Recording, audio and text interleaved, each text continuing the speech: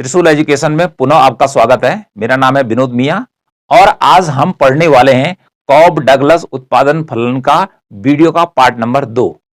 पहले पार्ट में मैंने आपको बताया था कि कॉब और डगलस ने मिलकर जो उत्पादन फलन बनाया था वो क्या था, उसका पूरा का पूरा इंट्रोडक्शन आपको दिया गया था।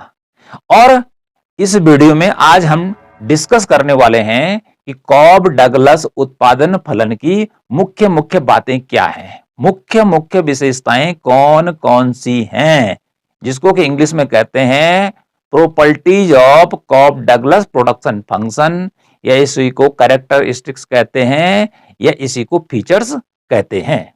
तो कॉब और डगलस ने जो उत्पादन फलन का समीकरण बताया है, ये पिछले वीडियो में हमने आपको बताया था।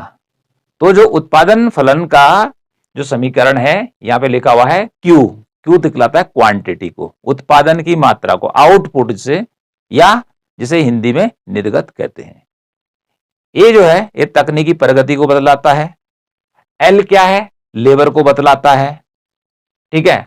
और ऊपर लिखा है अल्फा, और इधर जो के है वो कैपिटल को बतलाता है, और उसके ऊपर लिखा है बीटा। तो जो कॉब और डगलस था उसने जो रिसर्च किया था वह अमेरिका की जो मैन्युफैक्चरिंग इंडस्ट्री थी, जो वहां पर विनिर्माण उद्योग में जो काम चल रहा था, तो देखना चाह रहे थे कि भाई जो जितना भी उत्पादन मैन्युफैक्चरिंग सेक्टर में हो रहा है उसमें उत्पादन के किस किस साधन का कितना कितना हिस्सा है, सबसे ज्यादा काम कौन कर रहा है, किसका कंट्रीब्यूशन ज्यादा है। तो उसने पाया कि लेबर का कंट्रीब्यूशन, योगदान जो है निर्माण उद्योग में वो सबसे ज्यादा है। तो उसने अल्फा का जो मान निकाला वो निकाला 3/4, 3/4। और उसके बाद दूसरा उसने पाया लेबर के बाद उत्पादन में जो हिस्सा दूसरे नंबर पर है वह के फॉर कैपिटल, कैपिटल का, पूंजी का है, ठीक है जी। और उसको ऊपर लिखा उसने बीटा, और बीटा की जो वैल्यू उसने बताई वो बताई 1/4। तो अल्फा का मान कितना है भाई, 3/4, और बीटा का मान कितना है 1/4। तो 3/4, और जब हम 1/4 को जोड़ते हैं तो इसका जोड़ होता है 1 इकाई के बराबर। कितना होता है, इकाई के बराबर। तो इतना तो आपको याद हो जाना चाहिए, क्योंकि हम इसको पिछले वीडियो में भी आपको पहले ही बता चुके हैं। तो नहीं हुआ है तो बिल्कुल इसको रटना है, इसको क्या है, रटना है और साथ में समझना है। अब बात करते हैं विशेषताओं की, कि कॉब डगलस उत्पादन फलन की विशेषताएं मुख्य मुख्य कौन कौन सी हैं। पहला है, वस्तु का उत्पादन करने के लिए 2 साधन आवश्यक हैं। कॉब डगलस उत्पादन फलन के अनुसार विनिर्माण उद्योग में उत्पादन करने के लिए 2 साधनों की आवश्यकता पड़ती है। किसकी पड़ती है, एक पड़ती है एल की, एक पड़ती है के की।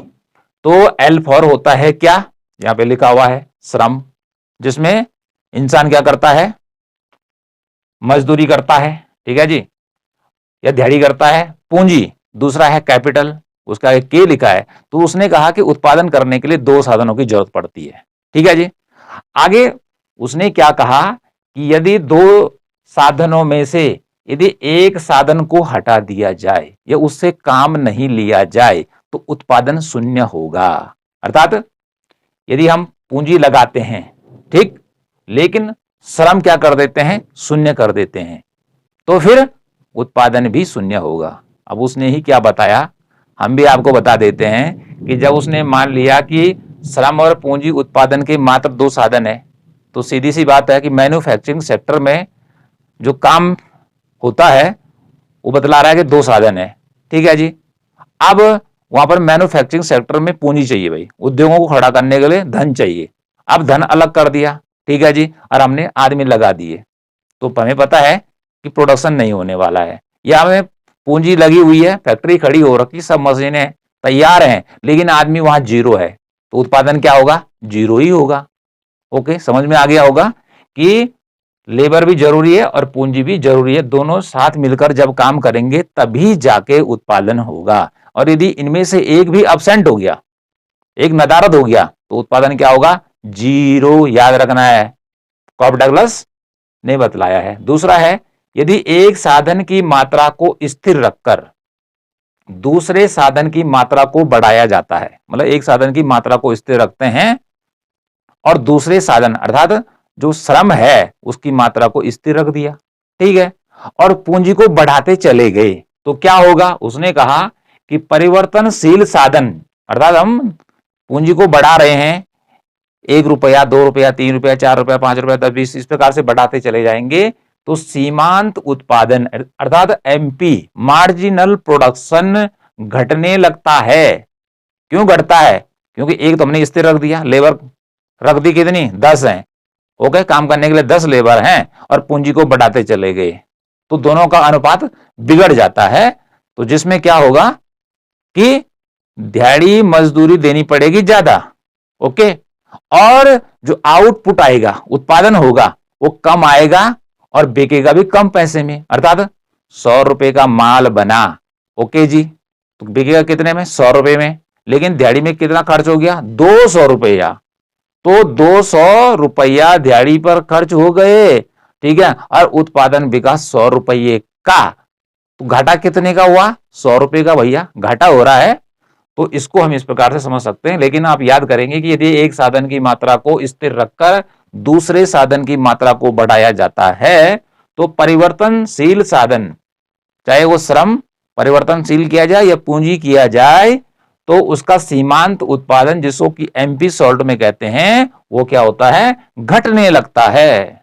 अगला देखिए, तीसरा है, पैमाने के स्थिर प्रतिफल को मानता है, अर्थात कॉब डगलस जो उत्पादन फलन है वो पैमाने के स्थिर प्रतिफल पर आधारित है।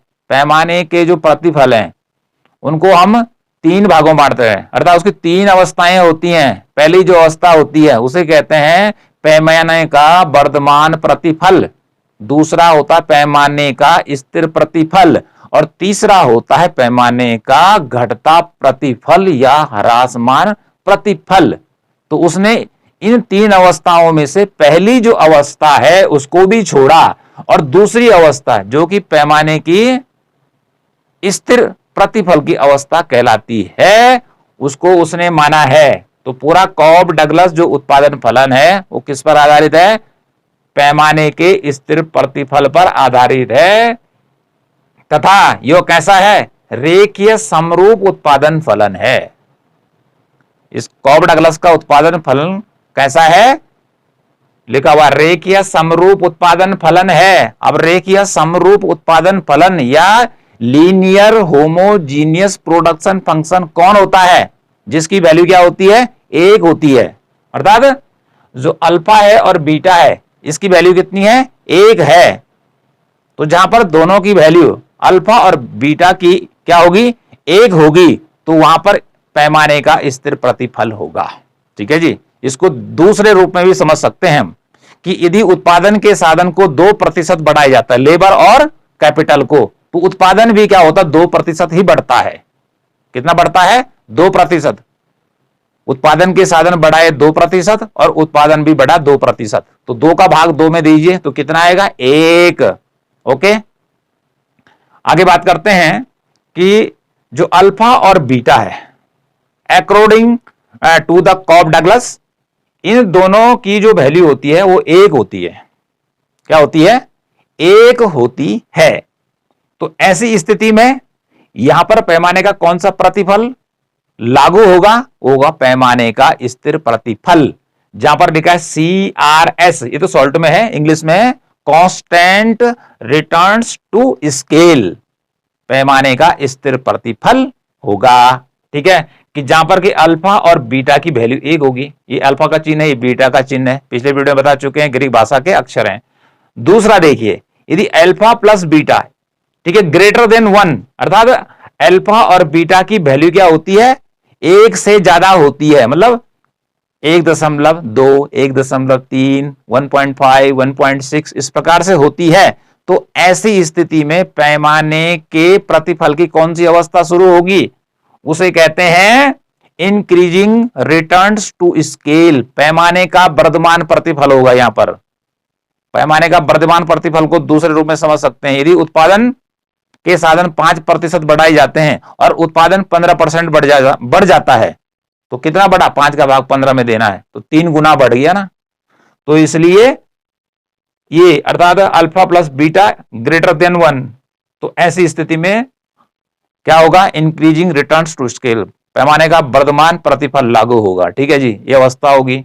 तीसरा देखिए, यदि अल्फा प्लस बीटा का जो मान होता है लेस देन 1, 1 से कम होता है, अर्थात 0.9 होता है, 0.7 होता है, इससे नीचे होता है, तो ऐसी स्थिति में क्या होगा कि पैमाने के प्रतिफल की जो तीसरी अवस्था है, तीसरी अवस्था कौन सी है भाई, वो अवस्था है डिमिनिशिंग रिटर्न्स टू स्केल, पैमाने का घटता हुआ प्रतिफल, अर्थात उत्पादन के साधनों की तुलना में उत्पादन घटने लगेगा।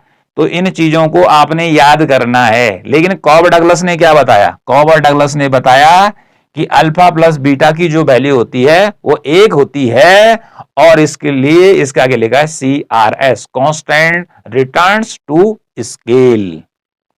इतनी बात तो क्लियर हो गई।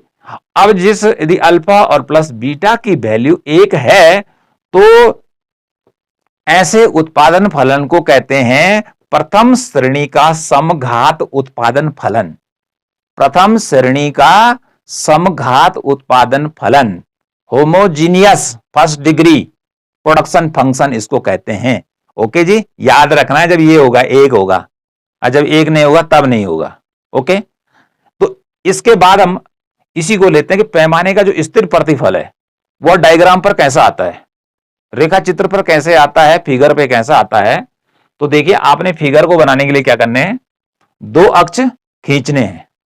ये हमारा, ये वाली लाइन हमारी एक्स अक्ष की हो गई, ठीक है, और जो हमारा वर्टिकल एक्सिस है वाई अक्ष, ठीक है, 2 खींचना है। इस पे दिखाना है पूंजी, पूरी लाइन का टाइटल रहेगा पूंजी, और पड़ी वाली टाइटल का रहेगा श्रम।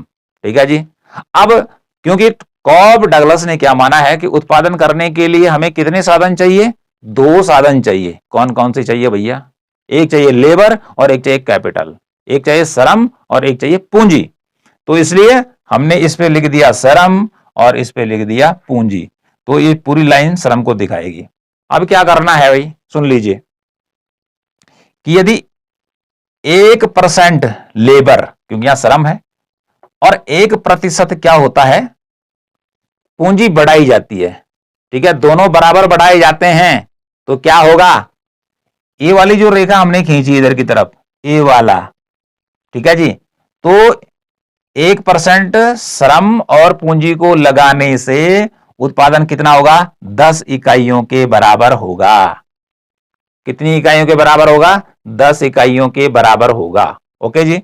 यदि क्या करते हैं कि दोनों अर्थात श्रम और पूंजी को बढ़ाकर 2, मतलब यहां से बढ़ाकर यहां और यहां से बढ़ाकर यहां 2 गुना किया जाता है या 2% किया जाता है, तो उत्पादन भी 2 गुना बढ़ेगा। ठीक है जी, तो उत्पादन क्या होगा, यहां से बढ़कर यहां जाएगा। ठीक है जी, यहां आ गया, एक लाइन और ड्रॉ करनी है। इस रेखा को हम कहते हैं आइसोक्वांट्स, अर्थात ये जो 3 इस प्रकार के कर्व हैं इनको कहते हैं आइसोक्वांट्स, समोत्पाद वक्र। अब समोत्पाद वक्र कैसे बनते हैं इसको हम पहले ही पढ़ा चुके हैं, आप चाहें तो देख सकते हैं कि इसको कैसे बनाते हैं टेबल की सहायता से भाई। अब देखिए तीसरे नंबर पर, यदि श्रम और पूंजी की मात्रा को 3 गुना या 3%, यहां भी 3 और यहां भी 3, तो उत्पादन क्या होगा, यहां जाएगा। ठीक है, तो बढ़कर 30 हो जाता है, पहले 10 है, 20 है, 30 है, अर्थात जितना लेबर अर्थात उत्पादन के साधन श्रम और पूंजी में क्या किया जा रहा है, बदलाव किया जा रहा है, परिवर्तन किया जा रहा है, बढ़ाया जा रहा है, उतने ही हिसाब से उत्पादन भी बढ़ रहा है।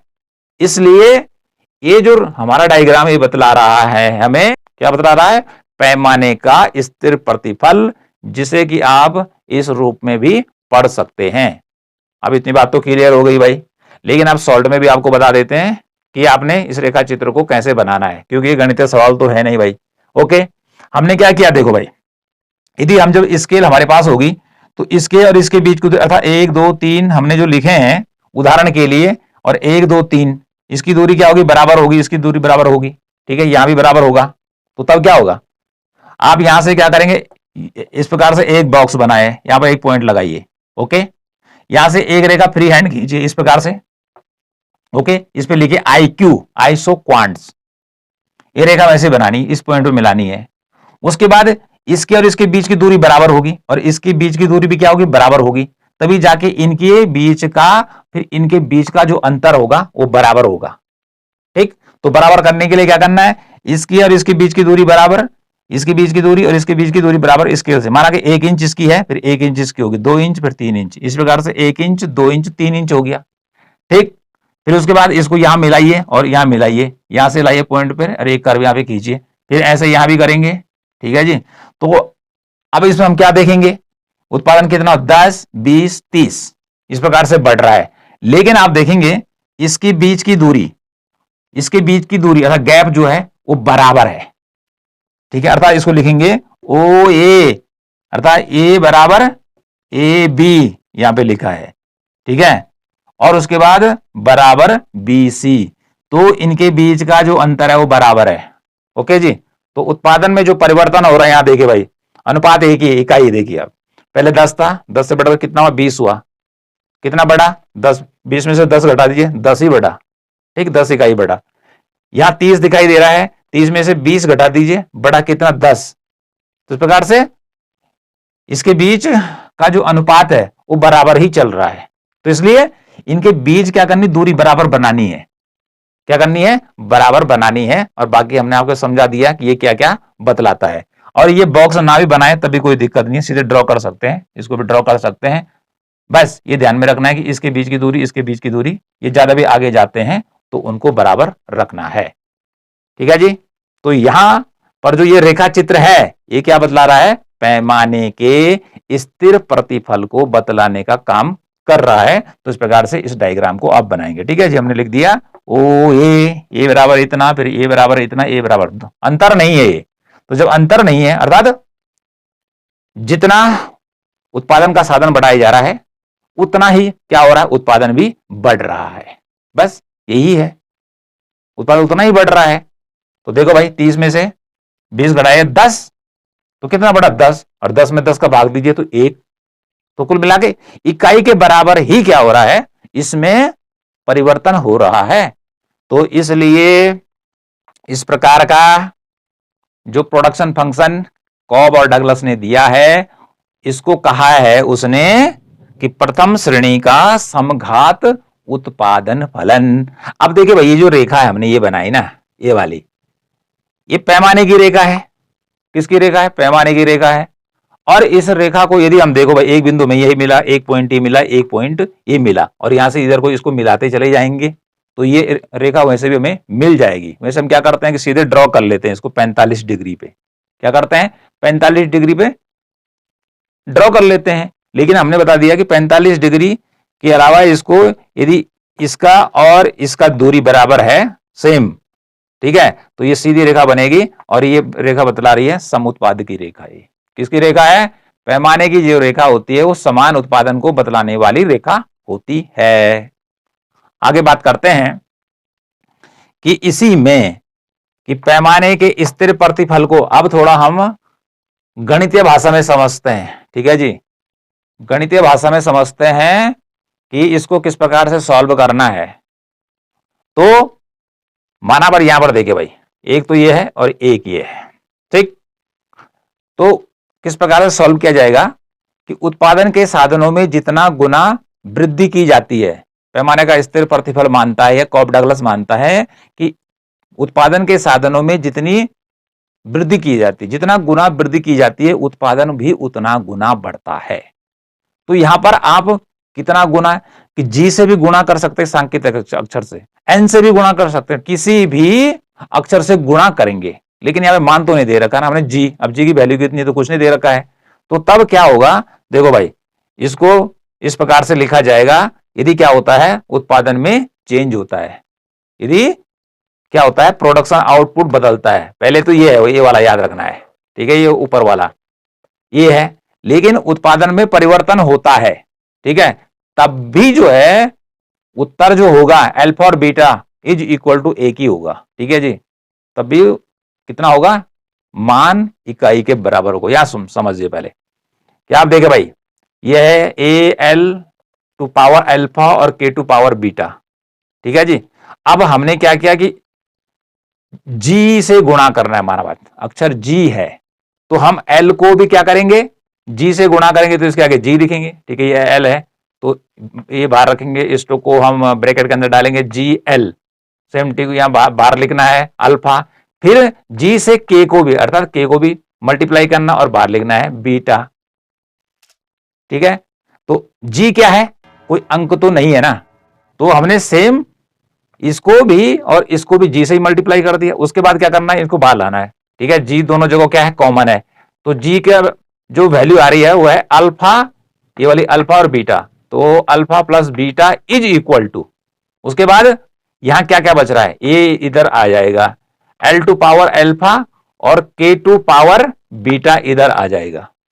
इतना काम करना है। अभी और भी सरल शब्दों में आपको बताते हैं, ये तो भाई क्या उसका नाम, इसको समझना ही समझना है। अब देखिए, इतना करने के बाद इसको सॉल्व किया, अब जी क्या रह गया, इधर अल्फा प्लस बीटा हमने लिखा है। अब ये जो अल्फा प्लस बीटा है, इसका योग कितना होता है, 1 होता है भाई। क्यों होता है, अल्फा 3/4 होता है इसकी वैल्यू, और बीटा की वैल्यू कितनी होती है, 1/4, तो 3/4 प्लस 1/4 कितना होता है, 1 होता है। ओके जी। इसके बाद मल्टीप्लाई क्यू, क्वांटिटी से इसको क्या करना है, आउटपुट से इसको गुणा करना है, तो तब कितना प्रोडक्शन बढ़ेगा, बढ़ेगा जी क्यू, अर्थात उत्पादन में कितनी वृद्धि हुई, जी क्यू वृद्धि हुई। ठीक है, जिसको हम कह रहे हैं क्यू डैश लगा रखा ऊपर से, ये बतला रहा है उत्पादन में परिवर्तन को। तो उत्पादन में जो परिवर्तन हुआ वो कितना हुआ, जी क्यू हुआ। ठीक है जी, जी क्यू, जी गुना हुआ। ठीक, क्योंकि यहां पर क्या नहीं दे रखा है, अंक नहीं दे रखा है, इसलिए जी जी कॉमन हो गया। यदि इसी चीज को हम, ठीक है, अब अंकों में इसको हम अच्छी तरह से समझ सकते हैं। माना कि उत्पादन के साधन हमने 1 गुना बढ़ाए, कितना बढ़ाया, 1 गुना, तो 1 यहां लिखेंगे, जैसे हमने यहां जी लिखा तो इसकी जगह 1 लिख दिया, मल्टीप्लाई लेबर कितनी लगाई, 100, लेबर कितनी लगाई, 100, अल्फा की वैल्यू कितनी है, 3/4 ही बता रखी है, इसको मल्टीप्लाई करना है, प्लस इसको जब 1 गुना बढ़ा रहे हैं तो के को भी 1 गुना बढ़ाई जाएगा, श्रम को तो हम 1 गुना बढ़ा रहे हैं तो कैपिटल को भी 1 गुना बढ़ाई जाएगा। उसके बाद 100। ठीक, अब ये 100 कहां से आया, माना कि हमने मान लिया कि आउटपुट 100 है, कुल मिला के टोटल जो उत्पादन है वो 100 है, ये मान के चल रहे हैं 100 करोड़ का। ठीक है जी, तो हम देखते हैं कि 1 गुना बढ़ाने पर लेबर का हिस्सा कितना आता है, कंट्रीब्यूशन, और उसके बाद हम यह जानना चाह रहे हैं कि पूंजी का हिस्सा कितना आएगा, तो 1 गुणा 100 गुणा 1/4। ठीक है जी, तो यदि हम इसको सॉल्व करते हैं तो ये 75 करोड़ आता है, और इसको सॉल्व करते हैं तो 25 करोड़ आता है, तो दोनों मिलाकर कितना हो गया, 100 करोड़ हो गया। तो उत्पादन कितना हो रहा है, 100 करोड़ हो रहा है, जिसमें ज्यादा योगदान किसका है भाई, 75 का है, अर्थात 75 करोड़ तो लेबर ही क्या कर रही है, प्रोडक्शन में अपना हिस्सा दे रही है, इतना पैसा तो क्या उसका नाम लेबर कमा रही है, और बाकी शेष 1/4 अर्थात 25 करोड़ का जो कंट्रीब्यूशन है वो कौन दे रहा है, वो पूंजी दे रही है। ठीक, 1 गुना करने पर। ठीक है, तो ये जो जी है हमें यहां तो दे रखा है, ये अंक नहीं है जी, तो जी लिखना पड़ेगा, इसलिए 1 गुना, तो इसलिए अर्थात हमने लेबर में 1 लिखा तो कैपिटल को भी 1 से ही मल्टीप्लाई किया। ओके, तो इस प्रकार से फिट हो जाएगा। अब यदि क्या करते हैं, ये तो 1 गुना की बात हुई, इसी सूत्र के अनुसार यदि हम इसको 2 गुना करते हैं तो उत्पादन क्या हो जाएगा, 2 गुना बढ़ जाएगा, अर्थात 100 करोड़ से बढ़कर 200 करोड़ हो जाएगा। तो इसको कैसे मल्टीप्लाई करेंगे, कैसे निकाला जाएगा, इसी के अनुसार, जैसे जी से हम मल्टीप्लाई कर रहे थे तो हमने 2 गुना, अर्थात जी जो है 2, या भी हमने जी, क्योंकि एक ही अंक से गुना किया जा रहा है कि 2 गुना वृद्धि की जा रही है, 3 गुना तो 3 से करेंगे, लेबर को भी 3 से करेंगे, कैपिटल को भी क्या करेंगे, 3 से गुना करेंगे। देखो भाई, तो हमने 2 से गुना किया, बाकी ये रख दिया हिस्सा। ठीक है जी, फिर इधर रख दिया, उसके बाद क्या हुआ, इसको हमने सॉल्व करते गए, 600/4 आया प्लस 200/4, यहां पे 800 और इसका भाग इसमें दिया तो 200। तो उत्पादन में कितना गुना वृद्धि हुई, पहले था 100 और अब कितना हो गया, 200। कितना हो गया, 200। तो इसको थोड़ा समझना है आपने, सॉल्व करना है, क्योंकि मैं जानता हूं या मैं समझता हूं कि जो हमारे इकोनॉमिक्स के बहुत सारे स्टूडेंट्स हैं उनकी जो गणित होती है, क्योंकि हम गणित तो पढ़ते नहीं है, या विशेषकर जो लड़कियां भी हैं उनकी होम साइंस रहती है, तो उनके लिए जब इकोनॉमिक्स बाद में लेते हैं तो बड़ी दिक्कत आ जाती है। छोटी मोटी संख्याओं का गुणा भाग करना कठिन पड़ जाता है, क्योंकि हमारा यहां पर वैल्यू क्या हो रही है, alpha plus beta is equal to 1 हो रही है। तो 1 क्या है, 100% के बराबर है। लेकिन यहां तो आ रहा 0.23, 0.24, 0.75, तो तब जाके किसी भी क्वेश्चन का उत्तर निकालना टफ पड़ जाता है। हाँ, बड़ी संख्या दे रखी है पूर्णांक में, तब तो कोई दिक्कत नहीं आती है।